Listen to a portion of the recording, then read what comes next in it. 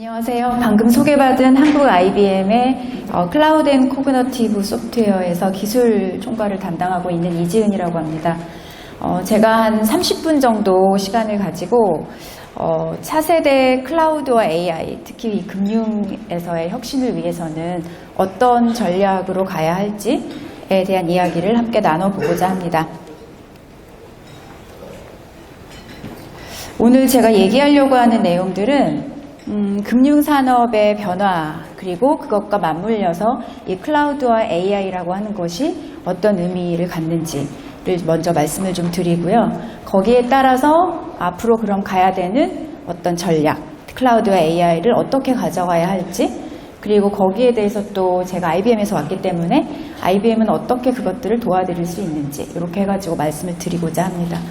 먼저 금융산업, 아까 앞에서 설명도 좀 많이 들으셨을 텐데, 사실 새로운 경쟁의 시대이지요. 그래서, 은행이라던가 기존의 금융산업에 계시는 분들도 피부로 느끼시겠지만, 그 새로운 경쟁이라고 하는 것이 인더스트리 안에서만 있는 것이 아니고, 밖에서부터 오고 있다라는 거고요.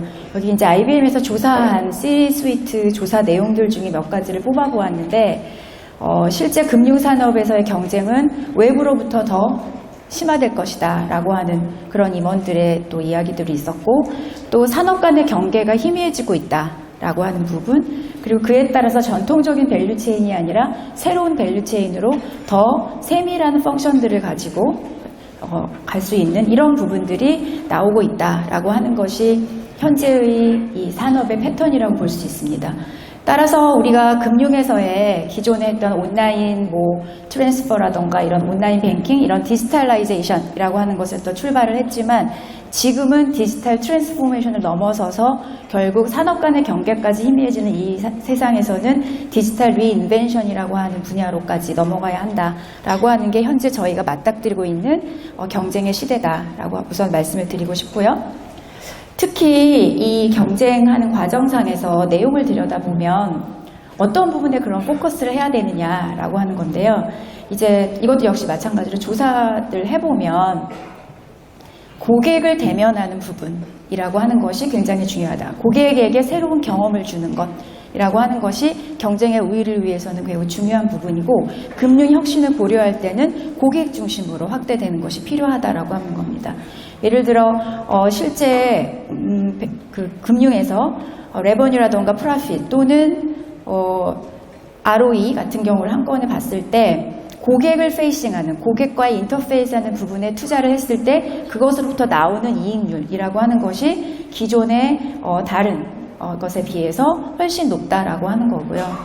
또 그러다 보니 저희가 앞으로 가는 방향 중에 투자의 내용이 이제 백오피스보다, 당연히 백오피스에 대한 투자도 하지요. 하지만 거기가 작다는 것은 아니지만 그로우스한 레이트가 둔화된다는 것이고, 결국 프론트 오피스, 그리고 나아가서는 그것을 디지털 오피스라는 개념으로 고객들에게 새로운 경험을 주는 이러한 부분에 포커스를 하게 되었습니다. 그러면 이제 이렇게 고객을 대응하는 부분의 어떤 혁신, 그리고 이것이 금융산업 내부가 아니라 외부와의 경쟁이라고 하는 이런 상황이라는 것을 놓고 봤을 때 무엇을 중요하게 봐야 되느냐라고 했을 때 가장 첫 번째로 꼽고 싶은 부분이 데이터의 활용입니다. 이 각종 기업들, 제가 좀 이따 사례들도 보여드리겠지만 많은 금융 기업들이 데이터를 활용을 해서 그걸 통해서 새로운 경험들을 고객에게, 또는 그게 고객이라고 하는 것이 외부에 있는 우리의 소매 고객일 수도 있고, 아니면 기업의 이미지이거나 아니면 심지어 내부에 있는 직원들도 고객이라고 봤을 때 그들에게 새로운 경험을 줄 수 있다는 겁니다. 그래서 요새 4차 산업혁명 시대라고 했을 때 얘기되는 화두가 되는 기술들, 예를 들어 ABC라고 하죠. AI, 블록체인, 클라우드 이런 것들이 있을 텐데, 그런 기술들의 핵심들을 보면 다 데이터를 활용하고 그걸 통해서 금융에서는 새로운 경험을 고객에게 제공하는 것이 중요하다는 거죠. 그게 적용되는 영역이라고 하는 것은 매우 다양합니다. 그래서 이거를 위해서 어떤 새로운 영역을 포커스를 해가지고 새로운 모델을 만들어낼 수도 있고, 아니면 그동안에 일했던 방식들을 변화를 해서 새로운 방식으로 일을 할 수도 있는 것이고요. 그러면서 그것이 내부, 외부에 있는 고객들에게 직접적으로 새로운 경험으로 다가가는 거죠. 그게 예를 들어서 대출 심사를 하는 부분, 최적 상품을 개인화해가지고 최적화된 제안을 하는 부분, 아니면 AI 알고리즘을 적용을 해가지고 이것들을 서포트하는 것, 비대면 채널을 활성화하는 것 등등 지금 사실은 금융에 계신 분들이라고 하면 지난 몇 년간 계속 해오고 있는 일들이죠. 근데 거기에 제가 한 가지를 딱 꼽아서 말씀드리자면 데이터를 활용하는 것이라고 하는 게 매우 중요하다라고 하는 포인트를 한 번 더 말씀을 드리겠습니다. 제가 아까 4차 산업혁명 얘기하면 기술 요소들 얘기할 때 AI, 클라우드 이런 말씀을 드렸는데 앞에서 얘기한 그런 경쟁이 심화되는 금융산업에서 어떻게 하면 혁신을 주도할 수 있을까라고 했을 때 정말 두 개의 커다란 기술 요소, 지금 하지 않으면 안 되는 요소를 꼽으라고 하면 클라우드와 AI를 꼽을 수 있을 것 같아요. 저희가 이제 디지털 트랜스포메이션을 한다라는 게 되게 중요하다라는 것도 많은 고객들이 인지하고 계시는데 그것을 액셀러레이션, 가속화할 수 있는 기술 요소라고 1번으로 꼽으라고 하면 현재 시대에는 클라우드라고 볼 수 있습니다. 클라우드를 통해서 목표는 아니죠. 클라우드는. 하지만 클라우드라고 하는 수단을 통해서 그동안에 했던 일을 좀 더 빠르게 그리고 새로운 일들을 구애받지 않고 할 수 있는 그게 기술이건 어떤 인프라이건 간에 구애받지 않고 할 수 있는 이제 그러한 역할로서 이 클라우드가 매우 중요한 역할을 한다고 볼 수가 있습니다.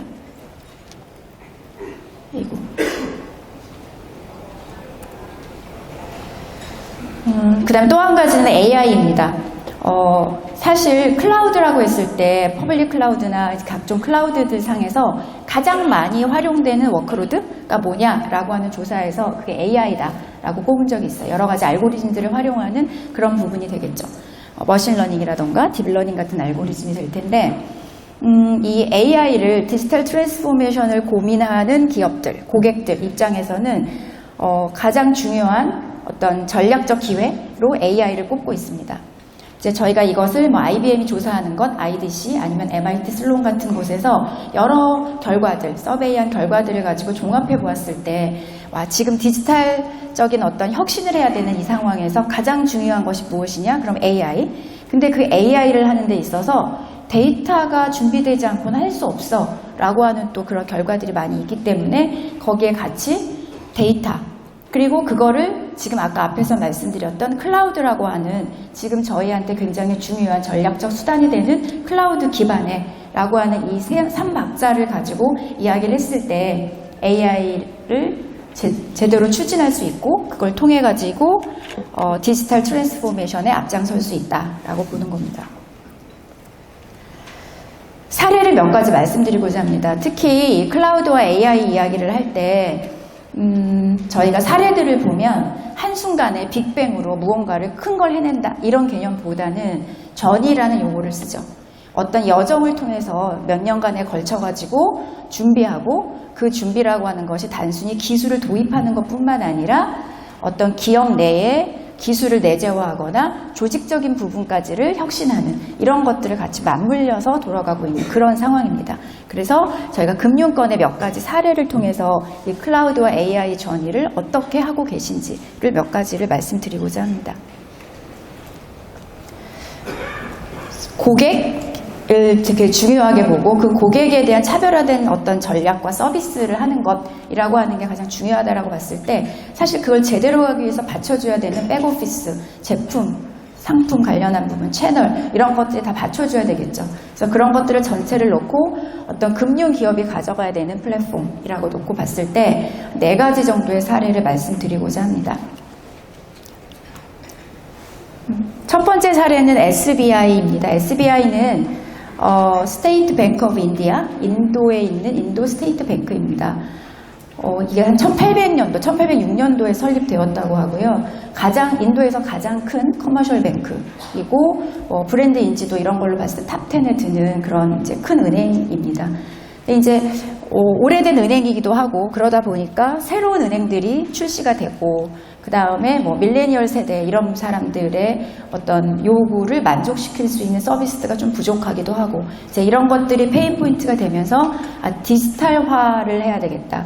그 디지털 트랜스포메이션에 앞장서야겠다라고 하고 만든 것이 고객 중심의 채널 통합 플랫폼입니다. 이름은 요노라고 부르더라고요. You Only Need One이라고 해서 옴니 채널 플랫폼입니다. 그래서 이거를 만들어서 실제로 유저 베이스를 늘리고 그 다음에 이커머스를 하는 파트너들과의 관계를 더 가져가고 그 다음에 20여 개가 넘는 새로운 라이프 스타일을 고려한 고객을 위한 디지털 서비스들을 론치를 했습니다. 근데 이러한 서비스들이 론치된 것이 2016년부터 시작을 해서 계속 지속적으로 일어나는 일이고 현재에도 매달 5개, 6개씩의 서비스들을 계속 론치를 하면서 고객에게 새로운 경험을 주는 이런 역할을 하고자 노력을 하고 있습니다. 두 번째는 DBS입니다. DBS는 싱가포르에 쿼터를 두고 있는 은행이죠. DBS 같은 경우에는 사실은 이거는 이제 IBM과의 여정이기도 했는데 이 디지털 트랜스포메이션이라고 하는 것을 이미 2000년대 초반부터 하나하나 해가기 위해서 그 전이 여정을 같이 IBM과 해오고 있는 고객사이고요. 특히 이 DBS에서 제가 꼽고 싶은 부분은 데이터 드리븐 뱅크라고 선언을 했다는 점입니다. 2017년도에 그 사이에 했던 여러 가지 플랫폼의 변화라던가 디지털라이즈를 위한 여러 가지 노력들을 했고 2017년도에는 데이터 드리븐 뱅크라고 하는 것을 이제 주창하기 시작을 했습니다. 그래서 제가 서두에 말씀드린 것처럼 데이터 활용이라고 하는 것이 이런 금융 혁신의 매우 중요한 요소이다라고 말씀을 드렸었는데 바로 이 DBS가 그것을 기반으로 해서 데이터 활용을 통해 가지고 혁신을 거듭하고 있는 사례입니다. 그래서 뭐 데이터 레이크를 트랜스포메이션